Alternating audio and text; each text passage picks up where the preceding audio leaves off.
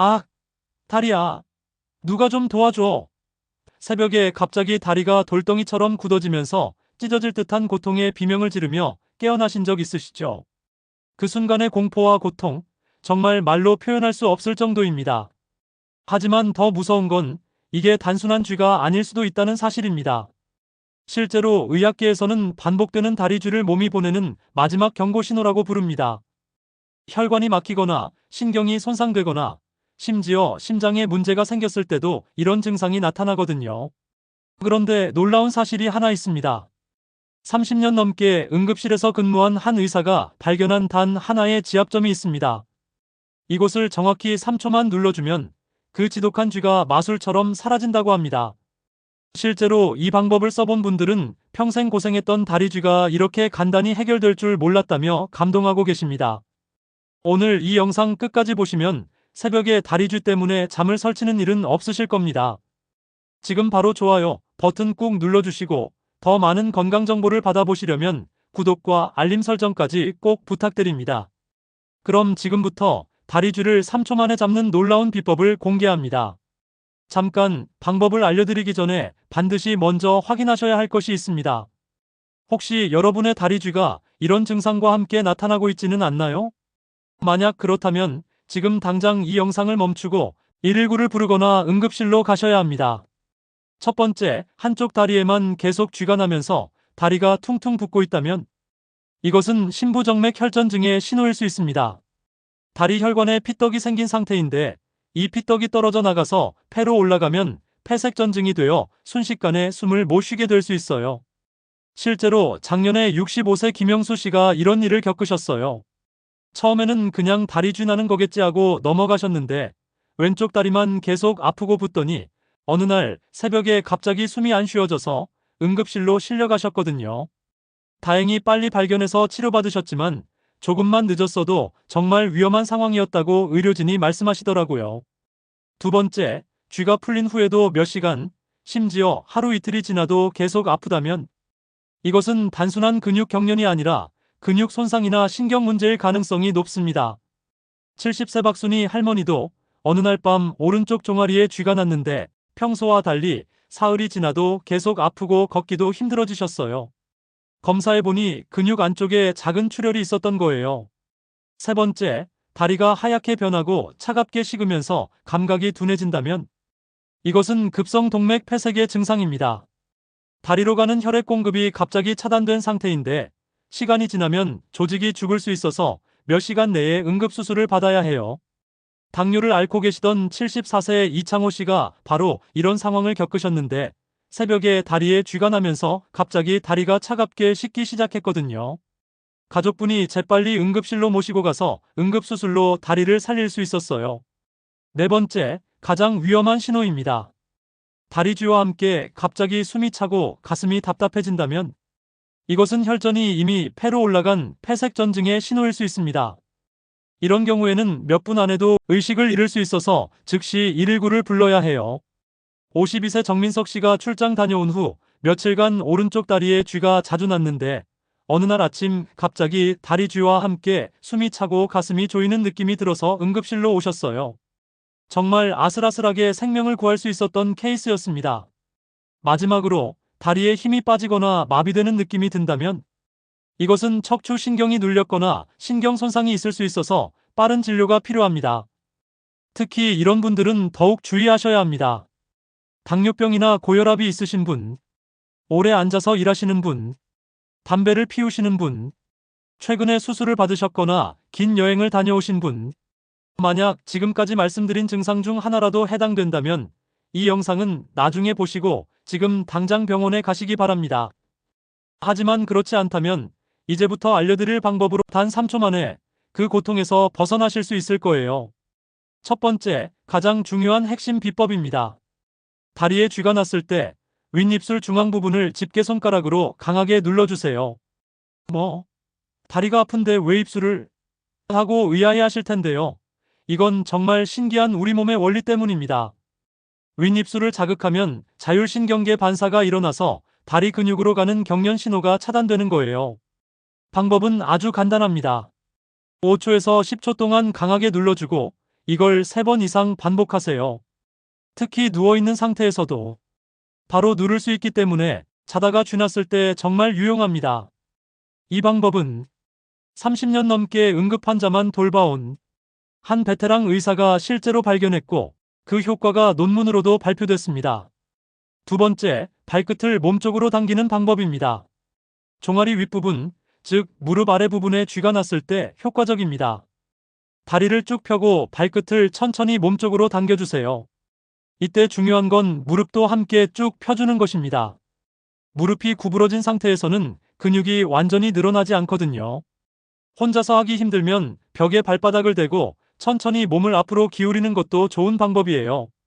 세 번째, 종아리 마사지와 혈자리 지압법입니다. 급한 통증이 조금 가라앉았다면 이제 종아리를 아래에서 위로 부드럽게 마사지해주세요. 너무 세게 누를 필요는 없고 원을 그리듯이 돌려가면서 5분에서 10분 정도 해주시면 됩니다. 그리고 승산혈이라는 혈자리가 있어요. 종아리 뒤쪽에서 가장 볼록한 부분 아래쪽인데 여기를 엄지손가락으로 3초간 세게 누르고 1초 쉬기를 5번 반복해주세요. 또 다른 혈자리는 중도혈입니다. 다리 안쪽, 복숭아뼈와 무릎뼈 중간 지점에 있어요. 여기도 5초간 강하게 눌러주면 혈액순환이 촉진되어서 쥐가 빨리 풀립니다. 무릎 바깥쪽 바로 아래에 움푹 들어간 양릉천 혈자리도 마찬가지로 5초간 세게 눌러주시면 근육 뭉침이 완화됩니다. 네 번째, 온찜질입니다. 따뜻한 수건이나 찜질팩을 쥐가 났던 부위에 10분에서 15분 정도 올려두세요. 너무 뜨겁지 않게 손등으로 확인해서 따뜻하다고 느껴지는 정도면 됩니다. 온찜질은 혈관을 확장시켜 혈액순환을 돕고 근육 긴장을 완화시켜줍니다. 다섯 번째, 다리 X자 꼬기 방법입니다. 바닥에 앉을 수 있는 상태라면 이 방법이 매우 효과적이에요. 무릎을 바닥에 꿇고 앉으신 후 무릎은 그대로 바닥에 붙인 상태에서 발목과 발 부분만 X자로 교차시켜주세요. 오른쪽 발목은 왼쪽으로, 왼쪽 발목은 오른쪽으로 가게 해서 발목과 발이 서로 엇갈리게 하는 거예요. 이 자세를 30초 정도 유지하면 종아리 근육이 자연스럽게 압박되면서 혈액순환 패턴이 바뀌어서 쥐가 풀립니다. 73세 박명자 씨는 무릎 관절이 좋지 않아서 발끝 당기기가 어려웠는데 이 X자 꼬기 방법은 무리 없이 할 수 있어서 자주 사용하신다고 하시더라고요. 정리해 드릴게요. 윗입술 중앙을 3초간 강하게 누르기, 발끝을 몸쪽으로 당기며 종아리 늘리기, 승산혈, 중도혈, 양릉천 지압하기, 따뜻한 찜질로 근육 이완시키기, 다리 X자 꼬기 자세로 긴장 분산시키기. 단 하나라도 알고 계시면 새벽에 비명 지르며 깨는 고통, 이젠 안 겪으셔도 됩니다. 그리고 더 중요한 건 지금 이 방법을 영상 끝나고 바로 따라해 보시는 것입니다. 평소에 익혀두지 않으면 막상 응급 상황이 왔을 때 몸이 안 따라줍니다. 자, 다음 단계에서는 이런 다리쥐를 미리 막을 수 있는 생활 속 예방법을 알려드리겠습니다. 다리쥐가 생기는 진짜 원인을 알아야 해결됩니다. 응급처치법도 중요하지만 더 중요한 건 왜 자꾸 쥐가 나는지 근본 원인을 파악하는 것입니다. 원인을 정확히 알아야 제대로 된 해결책을 세울 수 있거든요. 첫 번째 원인, 수분 부족과 전해질 불균형입니다. 우리 몸에는 나트륨, 칼륨, 마그네슘, 칼슘 같은 전해질들이 균형을 이뤄야 근육이 정상적으로 움직일 수 있어요. 그런데 나이가 들면서 갈증을 잘 느끼지 못하게 되고 밤에 화장실 가기 싫어서 일부러 물을 적게 마시는 분들이 많으시죠. 여기에 여름철 에어컨 바람에 갑자기 더운 곳에 나가면 급격히 땀이 나면서 전해질이 빠져나가는 거예요.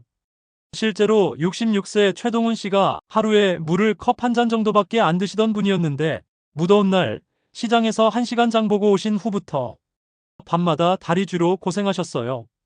혈액 검사 결과 칼륨과 마그네슘 수치가 정상보다 훨씬 낮았거든요. 두 번째 원인, 혈액순환 장애입니다. 당뇨병이나 고혈압, 말초혈관 질환이 있으면 다리로 가는 혈류가 원활하지 않아서 근육이 산소 부족 상태가 되기 쉬워요.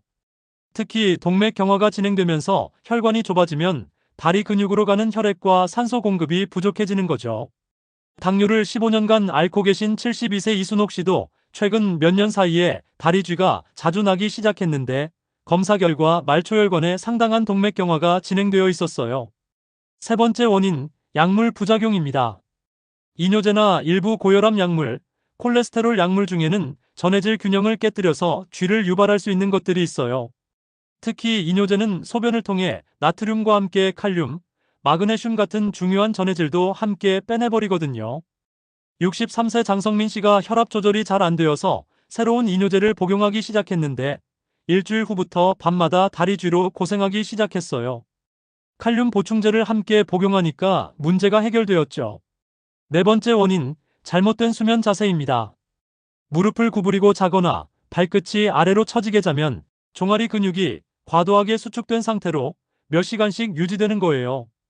특히 무거운 이불이나 두꺼운 담요가 발을 아래로 눌러주면 발목이 아래쪽으로 꺾인 상태가 되죠. 종아리 근육이 계속 늘어난 상태로 있다가 갑자기 수축하면서 심한 경련을 일으키는 겁니다. 추위를 많이 타시는 75세 김철민 씨가 겨울에 두꺼운 이불을 여러 장 덮고 주무시는데 매일 새벽 5시쯤이면 어김없이 다리 쥐로 깨신다고 하시더라고요. 다섯 번째 원인, 근육과도 사용입니다. 평소에 운동을 안 하시던 분이 갑자기 오래 걸으시거나 계단을 많이 오르내리시면 근육에 피로물질이 쌓이면서 경련이 생길 수 있어요. 작년 봄에 71세 정명자 씨가 손자와 함께 등산을 다녀온 후 밤새도록 다리 쥐로 고생하셨어요. 평소에는 집 근처 공원에서 가볍게 산책만 하시던 분이었는데 갑작스러운 운동량에 근육이 적응하지 못한 거였죠. 여섯 번째 원인, 노화로 인한 신경과 근육의 자연스러운 변화입니다. 40세 이후부터 매년 1%씩 근육량이 줄어들고 신경 전달 속도도 느려지면서 작은 자극에도 쉽게 쥐가 날 수 있어요. 근육이 줄어들면 그만큼 피로하기 쉬워지고 작은 자극에도 과도하게 반응하게 되는 거죠. 마치 오래된 자동차의 브레이크가 예민하게 반응하지 않는 것처럼 우리 몸의 근육도 세밀한 조절이 어려워지는 겁니다. 이렇게 다양한 원인들이 복합적으로 작용해서 다리쥐가 발생하는 거예요. 그렇기 때문에 단순히 응급처치만 하는 게 아니라 근본 원인을 파악해서 그에 맞는 예방법을 실천하는 것이 정말 중요합니다. 원인을 알았으니 이제 가장 중요한 예방법을 알려드리겠습니다. 하루에 딱 10분만 투자하시면 됩니다. 첫 번째, 잠자리 들기 전 5분 족욕입니다. 따뜻한 물에 발목까지 잠기도록 해서 5분간 발을 담그세요. 물 온도는 손등에 대어 봤을 때 따뜻하다고 느껴지는 정도, 약 40도 정도가 적당해요. 이때 발가락을 움직이거나 발목을 천천히 돌려주시면 더욱 효과적입니다. 왜 효과가 있을까요? 나이가 들면서 말초혈관이 좁아지고 혈액순환이 떨어지는데 따뜻한 물이 혈관을 확장시켜서 혈액순환을 개선시켜주는 거예요. 69세 박영수 씨는 매일 저녁 드라마 보시면서 족욕을 하시는데 시작한 지 2주 만에 다리 쥐가 거의 사라졌다고 하시더라고요. 두 번째, 취침 전 2분 스트레칭입니다. 침대 가장자리에 앉으셔서 한쪽 다리를 쭉 펴고 발끝을 몸쪽으로 10초간 당겨주세요. 반대쪽도 똑같이 해주시고요. 그 다음에는 벽에 손을 대고 한쪽 다리를 뒤로 쭉 뻗어서 종아리를 30초간 늘려주세요. 절대 무리하지 마시고 살짝 당긴다는 느낌이 들 정도로만 하시면 충분해요. 너무 세게 하면 오히려 근육에 손상을 줄 수 있거든요. 세 번째, 올바른 수면 자세입니다. 무릎을 쭉 펴고 다리를 편안하게 뻗으세요. 발끝이 아래로 꺾이지 않게 하는 것이 중요해요. 발밑에 작은 쿠션이나 접은 수건을 받쳐주면 혈액이 심장 쪽으로 잘 돌아가서 도움이 됩니다. 옆으로 누워서 주무시는 분들은 다리 사이에 베개를 끼우시는 것이 좋아요. 골반과 다리가 자연스러운 정렬을 유지할 수 있거든요. 74세 이영자 씨는 평생 웅크리고 자는 습관이 있으셨는데 수면 자세를 바꾸신 지 일주일 만에 다리 쥐가 확연히 줄어들었다고 하시더라고요. 네 번째, 충분한 수분과 전해질 섭취입니다. 하루에 1.5리터에서 2리터 정도의 물을 조금씩 나누어 마시세요. 한 번에 많이 마시면 소변으로 바로 배출되어서 효과가 떨어져요. 잠자기 2시간 전부터는 조금씩 줄이시면 밤에 화장실 가는 횟수를 줄일 수 있어요. 전해질 보충을 위해서는 바나나, 시금치, 감자, 견과류, 우유 같은 음식들을 드시면 좋아요. 특히 바나나 하나면 하루 필요한 칼륨의 상당 부분을 채울 수 있어요. 다섯 번째, 복용 중인 약물 확인입니다. 특히 고혈압 약이나 이뇨제, 콜레스테롤 약을 드시고 계시다면 복용 시기와 다리 쥐가 나는 시기가 겹치는지 확인해 보세요. 절대 임의로 약을 중단하지 마시고 의심스러우시면 담당 의사와 상의하시기 바랍니다. 대부분 전해질 보충제를 함께 복용하거나 약물을 다른 종류로 바꾸는 것만으로도 해결됩니다. 6번째, 하루 종일 틈틈이 하는 다리 펌프 운동입니다. 1시간마다 한 번씩 일어나서 발끝을 위아래로 10회에서 20회 움직여주세요. 앉아 계신 상태에서도 괜찮아요. 텔레비전 보실 때도 의식적으로 발가락을 움직이거나 발목을 돌리는 것만으로도 혈액순환이 개선됩니다. 7번째, 특별 예방차 레시피입니다. 재료는 간단해요. 생감자 1개, 무 반개, 대추 5개, 물 1리터면 됩니다. 생감자는 껍질째 얇게 썰고 무는 깨끗이 씻어서 어슷하게 썰고 대추는 씨를 제거한 후 반으로 잘라주세요. 이것들을 모두 냄비에 넣고 약한 불에서 30분간 끓인 후 식혀서 드시면 됩니다. 감자에는 칼륨이, 무에는 마그네슘이, 대추에는 칼슘이 풍부해서 전해질 보충에 아주 좋아요. 매일 저녁 한 잔씩 드시면 예방에 큰 도움이 됩니다. 8번째, 건강보조식품 섭취 시 주의사항입니다. 건강을 위해 영양제를 드시는 것은 좋지만 음주와 함께 드시면 절대 안 됩니다. 특히 간에 좋다는 건강보조식품과 알코올이 결합되면 간 해독 기능에 과부하가 걸려서 심각한 간 손상을 유발할 수 있어요. 실제로 60대 남성분이 밀크시슬 추출물을 고농도로 복용하면서 매일 소주를 조금씩 드시다가 급성 간부전으로 위험한 상황까지 간 적이 있거든요. 마지막으로 환경관리입니다. 겨울철에는 다리가 차가워지면 쥐가 더 잘 나니까 전기장판을 사용하시거나 따뜻한 양말을 신고 주무세요. 단, 양말이 너무 꽉 조이면 오히려 혈액순환을 방해할 수 있으니 느슨한 것을 선택하시고요. 이 모든 방법들 복잡해 보이지만 사실 하루 10분이면 충분합니다. 족욕 5분, 스트레칭 2분, 수면 자세 확인 1분, 물 마시기와 다리 운동은 평소 생활 속에서 자연스럽게 하시면 되거든요. 중요한 건 꾸준히 하는 것입니다. 잘못된 방법으로 하시면 오히려 더 악화될 수 있거든요. 첫 번째, 절대 하시면 안 되는 것은 다리를 세게 주무르는 것입니다. 다리에 쥐가 나면 아픈 부위를 있는 힘껏 주무르고 싶으시겠지만 이건 정말 위험해요. 힘껏 주무르면 근육 섬유가 손상되어서 오히려 더 아프고 멍까지 들 수 있습니다. 실제로 73세 송기순 씨가 밤에 다리 쥐가 나서 너무 아파서 있는 힘껏 주물렀는데 다음날 근육이 더 아프고 시퍼런 멍이 들었다고 하시더라고요. 쥐가 났을 때는 앞서 알려드린 대로 발끝을 천천히 당기고 부드럽게 마사지하는 것이 중요합니다. 두 번째, 약물을 임의로 중단하거나 용량을 바꾸는 것입니다. 이뇨제나 고혈압약, 콜레스테롤 약을 드시고 계신 분들이 다리에 쥐가 나니까 약 때문인 것 같다며 임의로 약을 끊으시는 경우가 있는데 이건 매우 위험해요. 고혈압약을 갑자기 끊으면 혈압이 급상승해서 뇌졸중이나 심근경색 같은 치명적인 합병증이 생길 수 있습니다. 67세 이정수 씨가 다리 쥐가 자주 나서 혈압약을 2주간 끊었다가 혈압이 200을 넘어서 응급실에 실려간 적이 있어요. 약물 때문에 쥐가 난다고 의심되시면 절대 임의로 끊지 마시고 반드시 담당 의사와 상의하세요. 대부분 전해질 보충제를 함께 복용하거나 다른 약물로 바꾸는 것만으로도 해결됩니다. 세 번째, 나이 들면 당연한 거다라고 넘어가는 것입니다. 이것이 가장 위험한 생각이에요. 다리에 반복적으로 쥐가 나는 증상은 단순한 노화 현상이 아니라 심각한 질병의 신호일 수 있거든요. 앞서 말씀드린 위험 신호들, 한쪽 다리만 붓거나 창백해지거나 감각이 둔해지는 증상들을 나이 탓이라고 넘어가시면 정말 위험해요. 네 번째, 진통제나 근육이완제를 임의로 복용하는 것입니다. 일시적으로는 증상이 나아질 수 있지만 근본적인 원인을 해결하지 못하고 장기간 복용하면 부작용이 생길 수 있어요. 특히 나이 드신 분들은 간과 신장 기능이 젊을 때보다 떨어져서 약물 부작용에 더 민감합니다. 74세 김동수 씨가 다리 쥐 때문에 근육이완제를 몇 달간 복용하시다가 어지럼증과 소화불량으로 고생하신 적이 있어요. 다섯 번째, 민간요법만 맹신하고 병원 치료를 거부하는 것입니다. 물론 전통적인 방법들 중에도 도움이 되는 것들이 많아요. 오늘 알려드린 족욕이나 특별차 같은 것들도 그렇고요. 하지만 심각한 질환의 신호일 수 있는 증상을 단순한 민간요법만으로 해결하려고 하는 것은 위험합니다.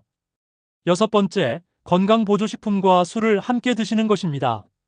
많은 분들이 건강을 위해 영양제를 드시면서 동시에 음주를 즐기시는 경우가 있는데 이건 정말 조심하셔야 해요. 특히 간에 좋다는 건강보조식품과 알코올이 결합되면 간 해독 기능에 과부하가 걸려서 심각한 간 손상을 유발할 수 있습니다. 실제로 62세 한명호 씨가 밀크시슬 추출물을 고농도로 복용하면서 매일 소주를 한두 잔씩 드시다가 급성 간부전으로 중환자실에 입원하신 적이 있어요. 건강보조식품을 드시고 계시다면 반드시 전문가와 상의해서 안전한지 확인하시고 음주는 가급적 피하시기 바랍니다. 7번째, 온찜질을 할 때 온도 확인을 소홀히 하는 것입니다. 당뇨병이 있으신 분들은 감각이 둔해져 있을 수 있어서 화상을 입기 쉽습니다. 반드시 손등이나 팔로 온도를 확인하신 후에 사용하시고 너무 뜨겁게 하지 마세요. 8번째, 족욕이나 스트레칭을 무리해서 하는 것입니다. 좋은 방법이라고 해서 과도하게 하시면 오히려 해가 될 수 있어요. 족욕은 하루 5분 정도가 적당하고 스트레칭도 살짝 당긴다는 느낌이 들 정도로만 하시면 됩니다.